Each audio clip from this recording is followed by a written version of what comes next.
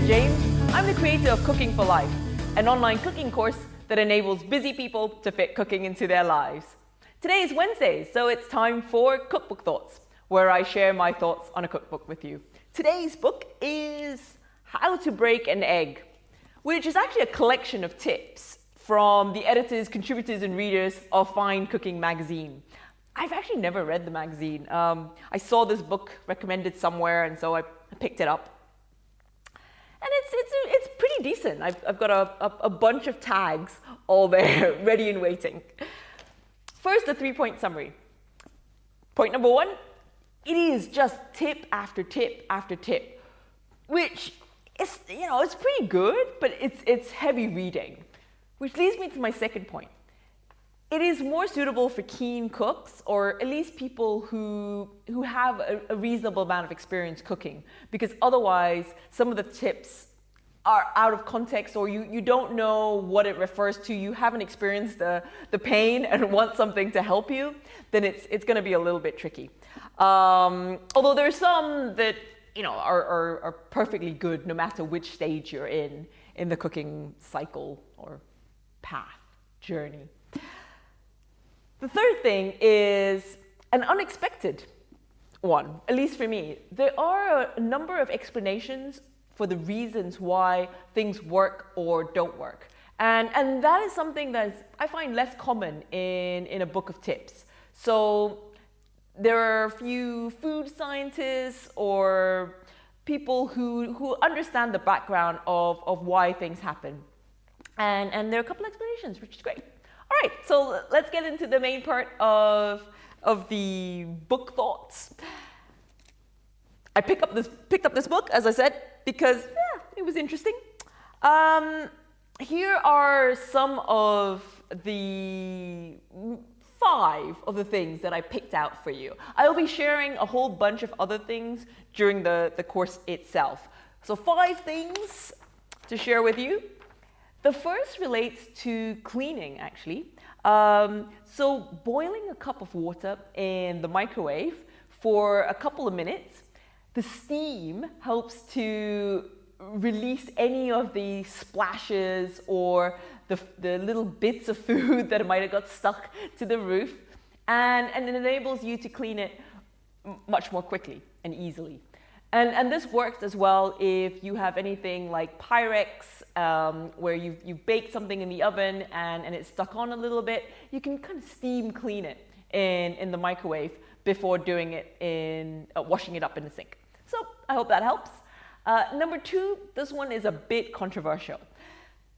One of the readers suggested that you could, and she does, use muffin liners and paper cups as the receptacles to hold things while you're cooking. Now, I know it sounds horrifically environmentally unfriendly, but one of the things that I go through on the course is do things that are suitable for your stage in the cooking rather than or in your cooking journey. If you're a newbie and you used to buy just ready meals, it can be a big leap to go from poking something and dumping it in the microwave to having to wash up a lot of different little bowls where you measured stuff out. So yes, although initially it is environmentally unfriendly, it's not something that you might want to do for the whole time. Like, I don't need to do it because I don't mind washing up. I'm used to it. It's what I've been doing for years.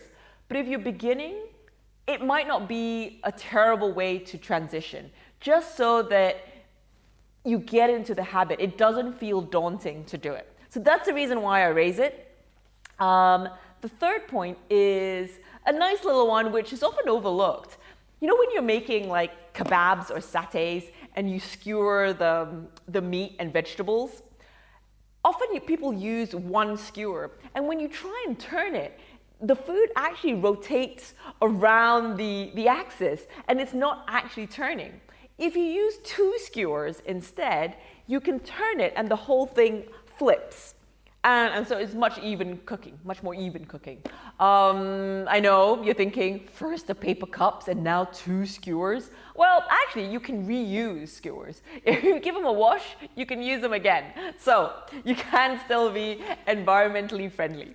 The 4th point is storing saffron in the freezer. So I haven't done this. I'm thinking I'm going to try this out, because the suggestion is if you put it in the freezer, when you pull it out, you can actually crumble them. So you can crumble it into your dishes without having to pre-soak them first.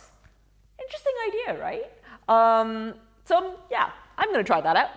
And the 5th thing is more of a reminder, or perhaps you're not doing it, and it's a nice, hey, never thought of it, which is to use your garlic press for things other than garlic. Yep, you can put other things that you can squish into food, and it puts it into, a texture that moves nicely and melds into your food. So I hope you enjoyed those 5 tips. What I think about the book in general, like I said, it is quite heavy reading. So if you can bear, if you like reading tip after tip, it's not bad. I guess you can look at it as a more of a reference tome of picking it. Although, having said that, because of the way it's organized, I don't think it's something where you go, ooh, I wonder, and then you go and have a look at what they say about that topic. And yes and no about that. I think it's more of a dip in and out and pick up a tip here and there. The good things is that, yeah, it has nice explanations, some pictures at the end, some conversions. It is a little bit US-centric, though. That's the way of a lot of books, I find. Yeah, that's it for today. I hope you found this video useful. If you did, please feel free to share it, and join me again next Wednesday for another Cookbook Thoughts. Until then, cook well and eat well. See you next week. Bye.